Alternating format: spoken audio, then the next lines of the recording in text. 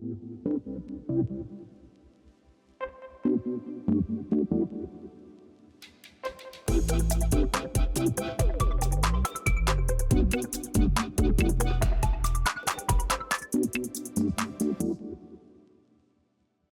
everyone, and welcome to the GEOTalks podcast. I am super excited to introduce our guest today, Amy Anfinrud from TCarta. Where are you joining us from today? Yes, thank you for having me. I am actually joining you from Minneapolis, Minnesota, the most Nice. ocean mapping state you can have. Yeah, that's great, though. That's so exciting. How's the weather there? Rainy today. It is a hot, hot summer, and so I think we have some weather systems going through and some tornadoes. So Oh, the Wi-Fi wild. will hopefully hold out through this podcast. Yes, fingers crossed. Yeah. Yeah, so tell us a bit about yourself and what you do at TCarta. So I am the hydrospatial sales engineer at TCarta. We are a very small company. We are, I think, 14 people. We're an ocean mapping company based, of all places, Denver, Colorado. So I like to say we all do a little bit of everything. We have analysts, we have people on the commercial team, and we have people on the data team, or remote sensing team.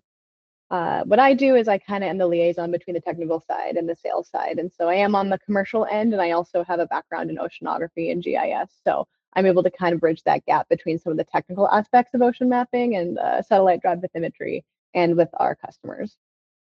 That's fantastic. And in your time with GIS mapping, like what has been your favorite thing to study, just out of curiosity? It's so fun to be in this world because I'm starting to recognize these really niche geologic features on the other side of the world. There'll be this one maybe little island in the Middle East that I'll see it on a map and I'll be able to tell the exact coordinates of that because I keep looking at it at my job, or another island, near the Maldives or something. I'm starting to recognize these tiny little areas that is fun for an icebreaker once in a Yeah, while. that's super cool. Yeah, yeah. Well, thank you for, telling us about what you do. Let's jump right into it. So, Jakarta's bread and butter is marine mapping, and I've heard your slogan, bathymetry from imagery. What does that mean to you guys? So what TCarta is we specialize in mapping the ocean floor using satellite imagery. So to get bathymetry data, the main sources of doing that is using lidar or sonar on boats and planes. That is a great way to get bathymetry, but it's also very expensive and time consuming. So what TCarta does is we've innovated this a lot over the last 11 years, I think now. We've developed some models to derive bathymetry from satellite imagery alone.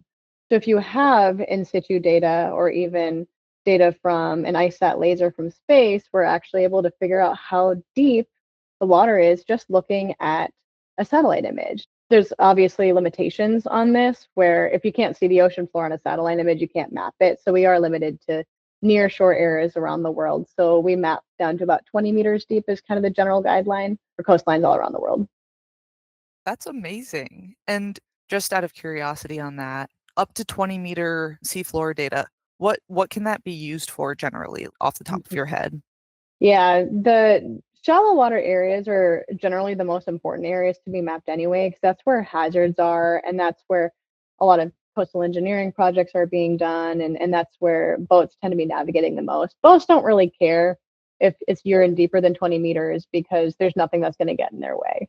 If you're mapping less than 20 meters, that's where things can get in the way. A storm could roll through, upwell some hazards, or just general sedimentation changes a lot. And when you're in that shallow water areas, that can make or break it when it comes to navigating or even engineering projects like building marinas and ports and such.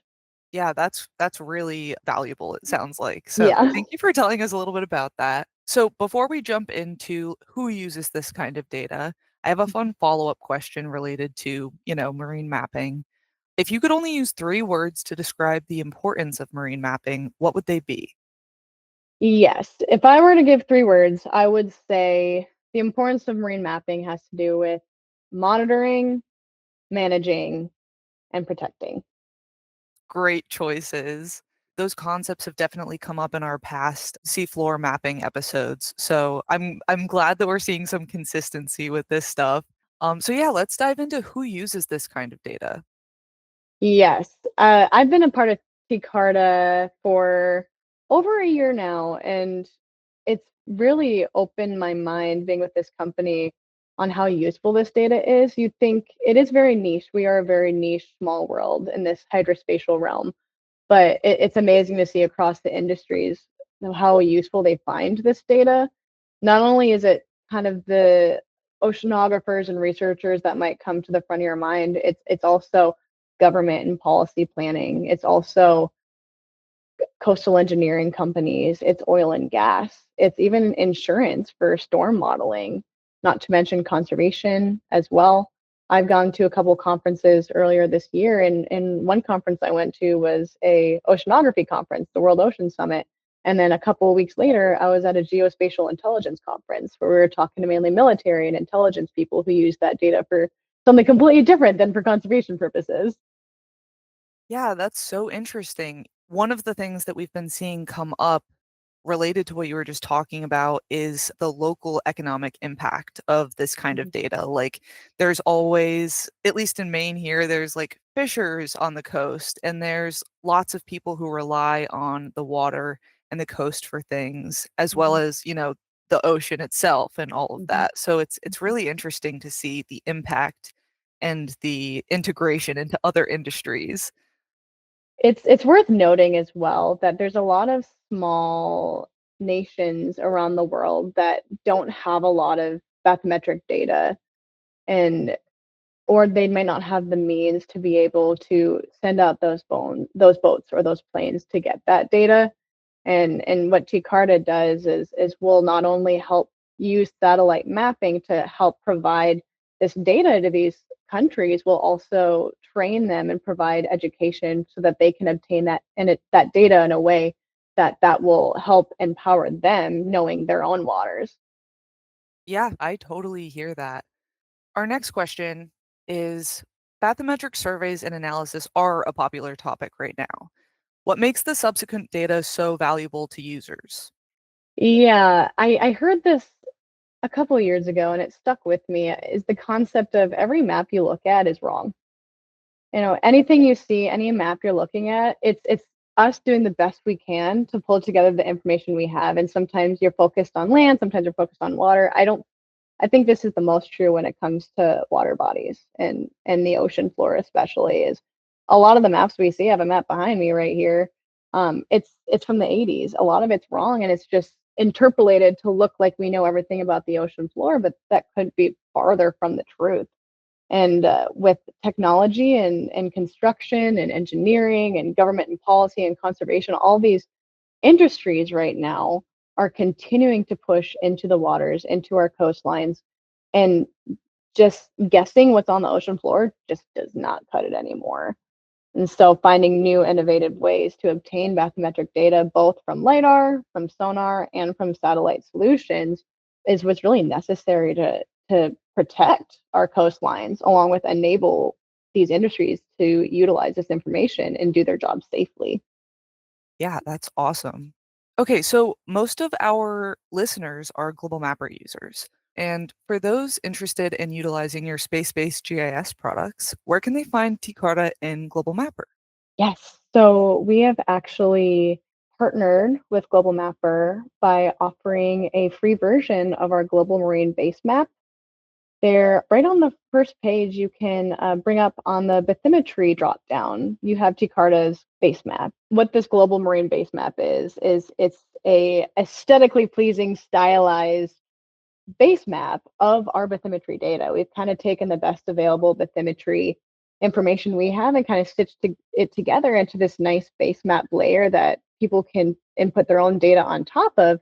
And it has a lot more detail than you're going to get from any other open source base map. It's got labeled geologic features, labeled seas and water bodies, trenches as well. And it adds a lot of value to those who actually care about what is actually over this part of the ocean, what actually is happening here, instead of using an open source guess, basically educated guess.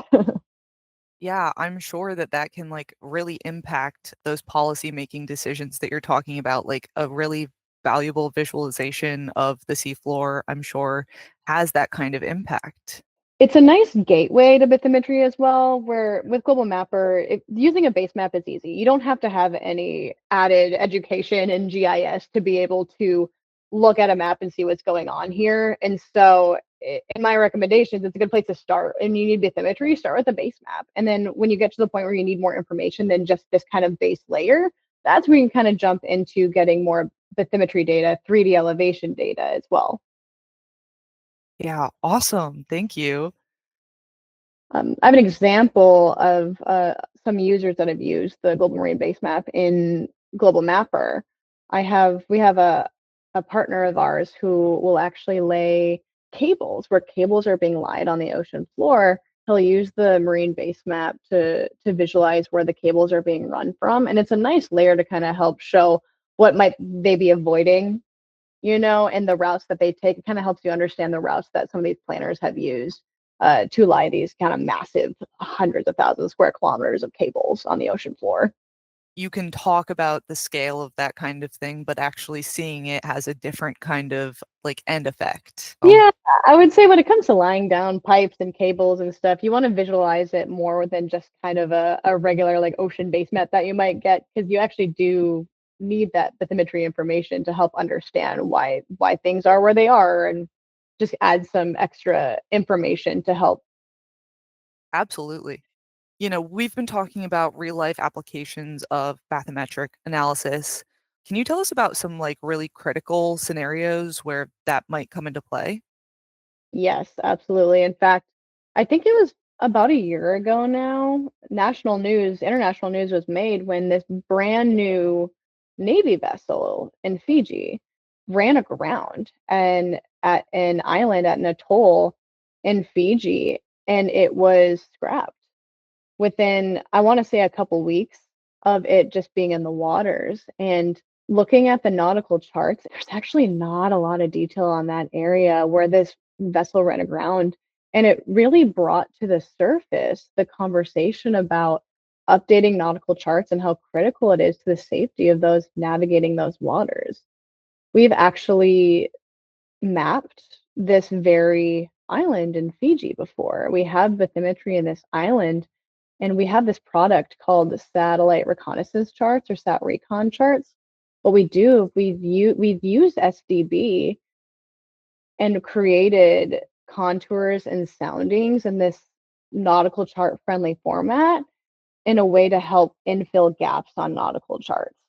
And if you do the side by side chart from the official nautical chart in Fiji, this island in particular, to our satellite reconnaissance charts, it actually added a lot more detail that would have potentially saved the vessel if they would have had that information.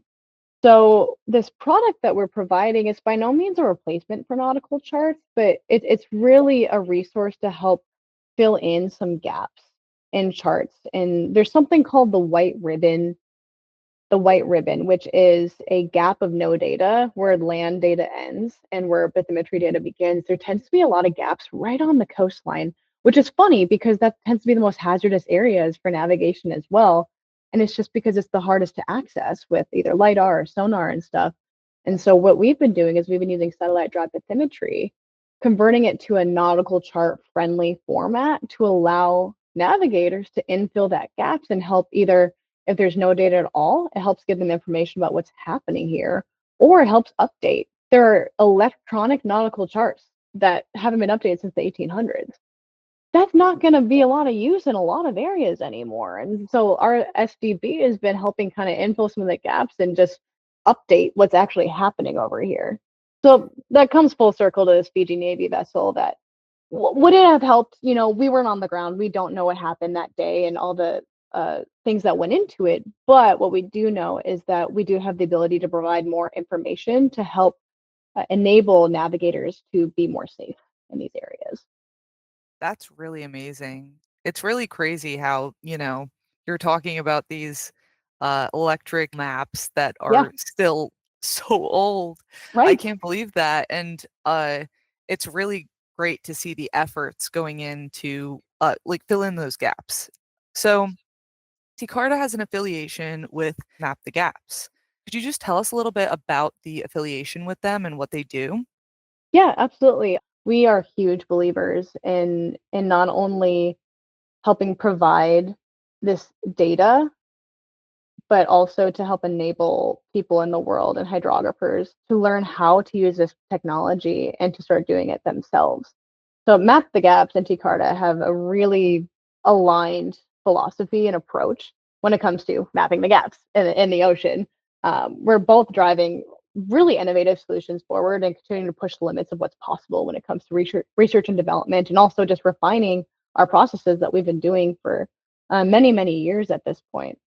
And not only our in-house products and technologies, we're also very passionate about empowering the next generation of hydrographers and providing trainings and the ability for people all over the world to map their own waters as well. Yeah, well, especially when you're talking about these, like that, what did you call it again? The white ribbon. The Yep. white ribbon. So the Mhm. white ribbon, you're talking about how navigating these areas is both kind of dangerous because they're not mapped, and also it's one of the most affected areas Yep. because of the colliding of the land and the Yep. water. So it's really great to see both Map the Gaps and TCarta really driving that message forward. Absolutely. What would you recommend to a global mapper user who has an interest in working with bathymetric data but doesn't know where to start? So I know that we mentioned the base maps are a good place. Yeah, absolutely. Like I mentioned earlier, we can start with that. We have that free version of the Global Marine Basemap on Global Mapper. I highly recommend everyone to actually just go check it out. To just click on it, use it as your base map. The land is no data, so you can underlay any other base map you want with that, any other land depiction you want, and it just cruise around. It's zoom dependent and scale dependent, and so you got a big picture and you got a smaller picture aspect, and once you kind of become more comfortable with that, I'd love to introduce you to satellite-derived bathymetry. Check out TCarta's story map at tcarta.com. We have some kind of resources to educate you on what it is, and being a 3D map, if you will, of the ocean floor. Once you need a little more information from just a visual, like a base map is, then we can get you started on using some global mapper friendly formats and 3D elevation maps. Then you can really kind of get down to the weeds, if you will, of what's possible with bathymetry. We will be including those resources in the description so that our listeners can easily access them and get started with that. Thank you so much for joining us. Would you share any contact information or resources that you might have for our listeners? Anything you want them to Absolutely. check out? Yeah, absolutely. Follow me on LinkedIn. You can email me at amy@tcarta.com. You can't get much easier than that. TCarta we really pride ourselves on customizing solutions for each and every one of our customers and clients. And so you have these nice packaged up catalog data that we offer and base maps, but we also really do love customizing solutions for every budget, for every area of interest, and for every challenging area you have for us. We wanna take it on. So please reach out to me. I'd be happy to take on whatever challenge you have for me next. Amazing. Thank you so much. Thank Well, you. I guess that's where we'll leave it today, but we'll talk soon, and be sure to read the blog for additional visualizations and Mhm. other resources that we talked about today. So thank you so much.